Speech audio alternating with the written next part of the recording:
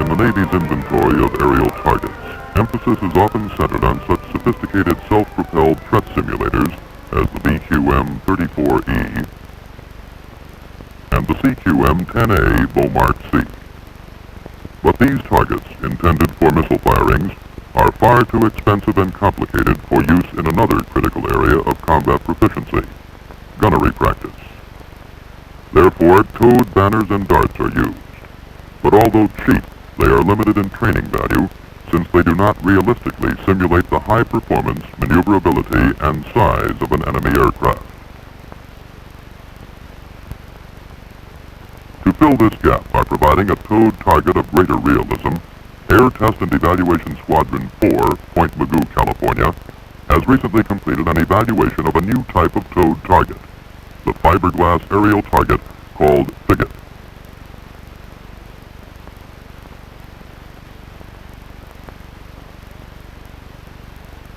Briefly, FIGAT is a 30-foot, 510-pound tri-finned vehicle constructed of a fiberglass skin filled with a foam compound. The leading edges are made of tubular aluminum for strength and rigidity. The simple construction of the FIGAT means that preparation and maintenance time are minimal, and maintaining the target requires no special training. Inasmuch as FIGAT is ideally suited for carrying a scoring system, a scoring device was installed and evaluated along with the target. Carried below the vertical fin, the scorer is contained in a pod measuring 4 1/2 feet long and 4 1/2 inches in diameter. The scorer provides the scoring pattern shown in this diagram. From the side, the pattern is 17 feet vertically above and below the vehicle and 4 feet horizontally. In the M view, the pattern is a circle with a 17-foot radius around the scorer.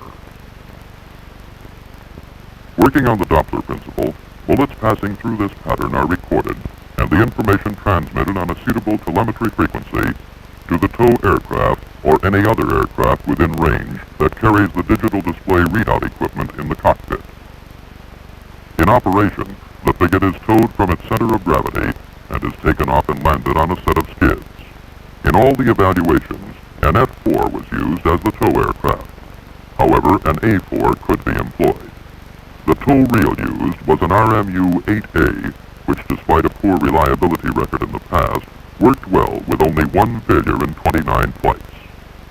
The RMU-8A is being replaced by the RMK-19, which is designed for better overall reliability and performance.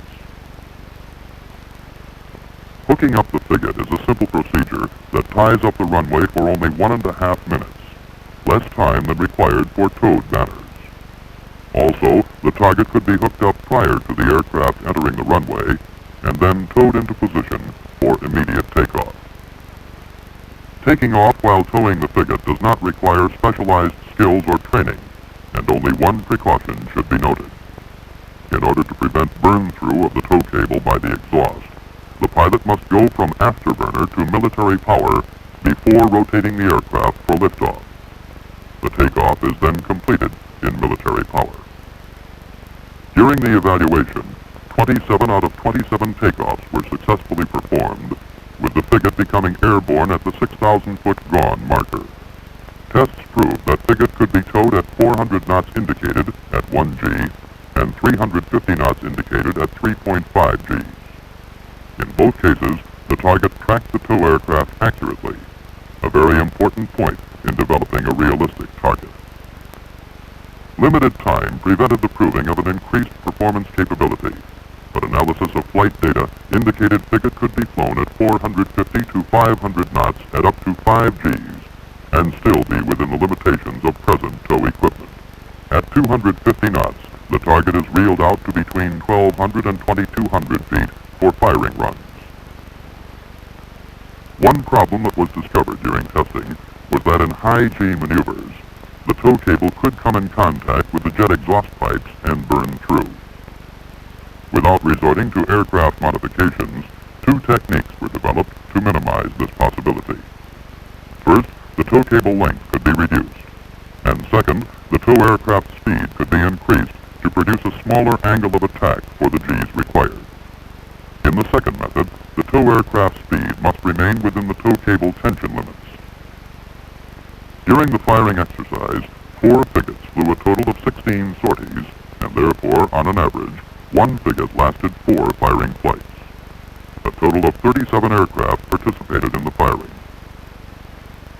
Broken down, this figure included 15 F-4s, 13 F-8s, and 9 A-7Es. The results were that 3 frigates were shot down, and 1 was recovered with 31 bullet holes, having received 16 hits in a previous flight.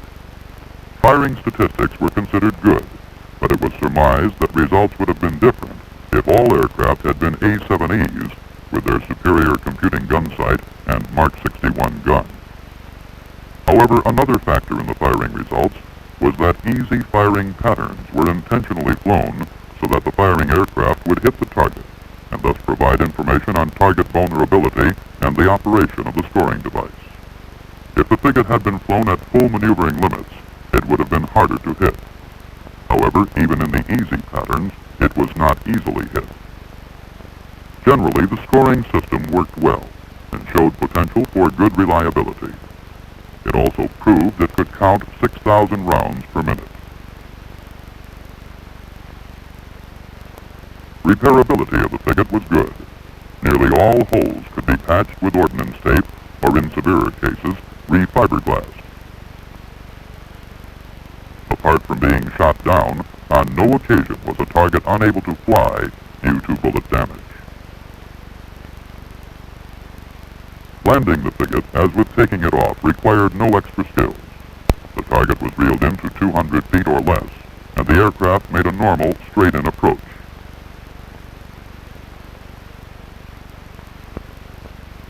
Then, when the target touched down, the tow cable was cut, and as the aircraft continued airborne, the frigate glided to a stop on its skids.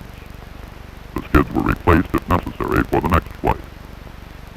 18 out of 18 landings were made successfully using this method, with an average landing run of 1,500 feet. The frigate left the runway on only 3 occasions, and in none of these was there damage.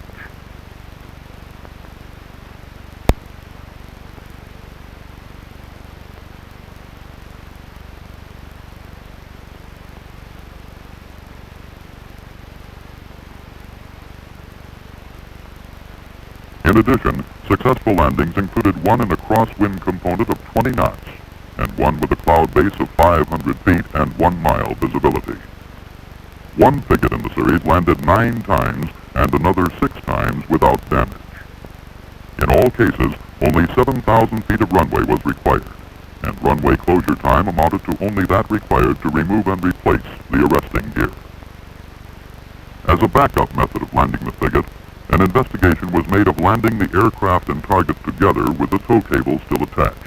However, first taxi tests were made to see if the target would corner on the ground, since this was necessary in order to turn off the runway after the landing run. The taxi tests worked well. In landing the frigate by this method, the procedure was slightly different.